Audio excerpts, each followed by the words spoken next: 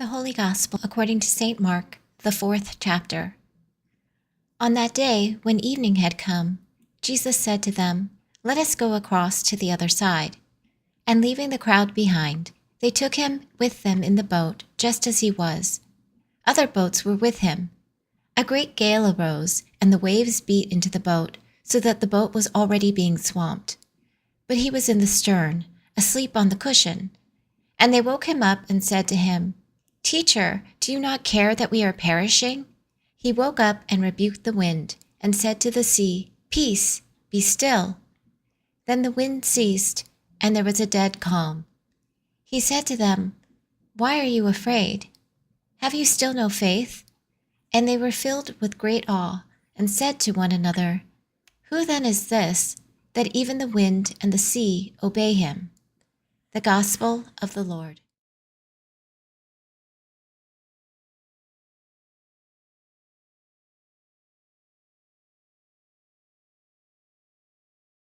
The sea has always been a place of mystery and power.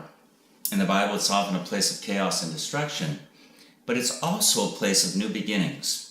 As, for example, in the story of Noah, the sea is, of course, the site of the great flood that destroys the world, but it's also that place where Noah and his family start over with a new beginning, symbolized in the rainbow. In the story of Jonah, the sea is a place of death and destruction, but it's also a place where Jonah is reborn. And so in the Bible, the sea is a place of both great danger, where one can easily be swallowed up by the waves, or as in the case of Jonah, a monster fish. And it's also this place of great hope. In this, the sea is a metaphor for life itself, and the way that life can be both beautiful and also cruel. So the narrative we have in Mark's Gospel of Jesus' mastery over an unruly body of water is awash with symbolic potential. More specifically, I want to suggest to you that the sea in today's Gospel reading is about a liminal space. Liminal. Well, what does that mean, that word liminal? Well, liminal space is in-between space. It occupies a position in the center of, or on both sides of a boundary, such as the sea between two opposite shores. And therefore, liminal spaces are places where a threshold is crossed. Spaces of transition, or in-between spaces, if you want to call them. You're neither here nor there. You've left something but haven't arrived yet at something new. It's a space where you leave where you are, but you aren't fully in another space yet. Well, how much of our lives are lived in that kind of place, in that kind of transition, in that familiar in-between terrain? Well, Jesus stands on one side of the Sea of Galilee in the gospel lesson today, and he says to the disciples, "Let us go across to the other side." Well, easier said than done, right? But it's not arriving at the destination that will have the greatest impact on the disciples, but the journey through that liminal space, what they will discover on their way to something else. You see, it's more than geography in today's reading. It's about this deeply spiritual, intimate, and downright terrifying encounter that they're about to have with Jesus. And also the elements, the wind and the wave that surrounds them. All this is going to profoundly shape the disciples and their perspective of faith. Isn't that always the way life is? I mean, it's hardly about the places we start from or go to. It's largely about that transition and what we experience in the journey from one place in our lives to another. That is what we mean by liminal space. But throughout Mark's Gospel, Jesus likes to show up in liminal spaces. He often goes to places away from life's regular patterns. He goes to marginal spaces, like to a graveyard, like in the next chapter of Mark's Gospel, where he discovers a man among the tombstones possessed by demons. And then Jesus will go on to the deathbed of this beautiful little girl as she lay motionless. She's died. Her parents hanging in that liminal space of initial shock as their world has crumbled. And of course, Jesus will end up in the ultimate liminal space when he is hoisted up on a cross on Golgotha, that in-between place where life and death, hope and hopelessness, pain and joy, all will hang in the balance. But throughout his life, Jesus situated himself at geographical boundary lands like the wilderness, the mountaintop. He went to regions in which no good Jew should travel, and he sat in liminal space with tax collectors and sinners and women with questionable reputations. Where there were borders, Jesus crossed them. Where there were boundaries, Jesus broke through them. Those boundaries were intended to separate what's holy from what defiles, to keep outsiders away from the insiders. And isn't that the way that dividing lines work? I mean, they allow us to keep what's known and comfortable to us on the one side of the line, and then we banish whatever makes us fearful to the other side of that line. There's always a fence that separates the two. Now, either Jesus declares that those separations don't work, or that if they do work, he intends to tear them down. He had come to fill that space between what was and what could be, that liminal space. In liminal places, Jesus conducts his ministry. And what he does during that time is he opens minds to new possibilities. He sets people free to enter into a new future, a future of healing and wholeness. He meddles with borders, not because he wants to create chaos or confusion, but because the reign of God extends divine holiness and a commitment to human well-being to places that we might have thought were beyond those limits. To Jesus, no place is desolate, no one is abandoned, no one is beyond grace, no one is outside the circle of God's love, no one is unlovely, no one is excluded, no one is unwelcome. So Jesus calms the waves, quiets the wind, and welcomes outsiders and disadvantaged people, restores community, exposes the lies that prop up counterfeit standards of greatness, and defeats death. You see, nothing will inhibit his desire to do ministry on the other side, to get to the other side of that lake. In the gospel lesson today, the threat in the liminal space seems to be the storm, but not for Jesus. I mean, he's asleep, comfortable on the cushion. The storm has no ability to deter him from crossing the lake, but for the disciples, it has all but sent them into a tizzy. And so they wake Jesus up. What's wrong with you, Jesus? Don't you care that we're all about to die? Well, Jesus wakes up, simply calms the apparent storm, the wind and the waves, but another storm is still brewing. And this one is within the disciples, the storm of their fear and their anxiety. And to that Jesus says, where's your courage? Where's your faith?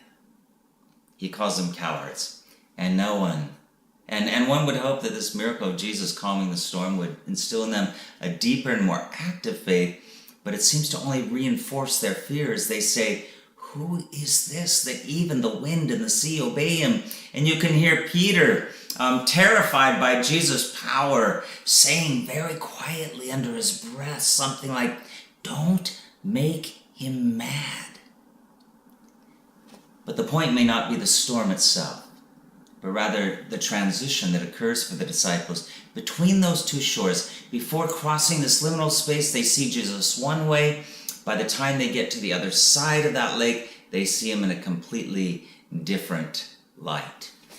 If life really is about the liminal space, that in-between, as we've said, the experience we have while crossing the sea, journeying from one shore to the other, then the point of the lesson could be about what happens to us in the midst of our liminal spaces. I'm suggesting to you that that is where we are most shaped, where we're most informed, we're most invited to deal with truth and reality, where we most deal with faith and unfaith, and perhaps even confront our deepest fears. The question always seems to be, will I get to the other side of this? And we echo the words of the disciples, Lord, don't you care that I'm perishing? And God seems strangely aloof, perhaps winks in our direction because God knows that we will indeed get to the other side. In the meantime, God says, trust, take courage, and Jesus may very well be asleep on the cushion. Well, Juneteenth is also about a liminal space. In his Nobel Prize acceptance speech of 1964, Martin Luther King Jr. said, "I refuse to accept the view that mankind is so tragically bound to the starless midnight of racism and war that the bright daybreak of peace and brotherhood can never become a reality." He further said, "I believe that unarmed truth and unconditional love will have the final word in reality." So in other words, he focuses our attention on the other side of the lake, that far off shore. That was his dream. But in between what was and what will hopefully someday be in the area of racism is this huge in-between space, this liminal space where the wind often blows strongly and the waves seem all but destined to swamp the boat. Surely we will never make it to the other side. Jesus says, "Why are you afraid? Take courage. The storm cannot deter us from reaching the other side." Well, Juneteenth is also known as Freedom Day and Liberation Day. It's a memory of June 19th in 1865 when federal soldiers marched into Texas and freed the slaves, commemorating the end of slavery in the United States. And that was still 2 years after Lincoln had signed the Emancipation Proclamation. It became a recognized federal holiday in June of last year, or a couple years ago, 2021, under President Joe Biden. Well, the first celebration of Juneteenth was in 1866, and over the years it was sometimes more popular and sometimes less popular. Texas was the first state to make it an official holiday in 1979, and after George Floyd was killed in 2020, the commemoration was renewed because many people wanted to show their support for Black rights. Well, the fierce wind and the waves of racism still rage in our culture. And we must each check our own contributions to the storm of that as well. I mean, honest looks at the way that we perpetuate a system of privilege or lack thereof, according to one's skin color. Today's gospel lesson invites us to think about all of the ways that Jesus confronts the forces in the world that would deter us from getting to the other side of the lake. And as Americans, we know there are many forces far beyond our control, not just racism, but sexism, an economic system that rewards the winners and punishes everyone else, student debt, a healthcare system that threatens many with bankruptcy, affordable housing. The storm rages, and sometimes Jesus seems to be asleep on the cushion. Jesus can calm the storm. We know that to be true. But his greater goal with you and me is to break the chains of our fear, to free us from all those forces that prevent us from living fully. May we abandon our fear. May we know the true freedom of relationship with Jesus Christ. And may we proclaim that power of that freedom to the world. Why? So that we can all get to the other side of the lake together someday. With God's help, we can push against the resistance of the culture. Our own resistance too. We can push the elephant uphill. We can reroute the river of hate and prejudice. We can alter the trajectory of human history because the good news of the gospel that we are called to share has the power to do that. So let me ask you a question. Do you think the disciples ever got into a boat with Jesus again?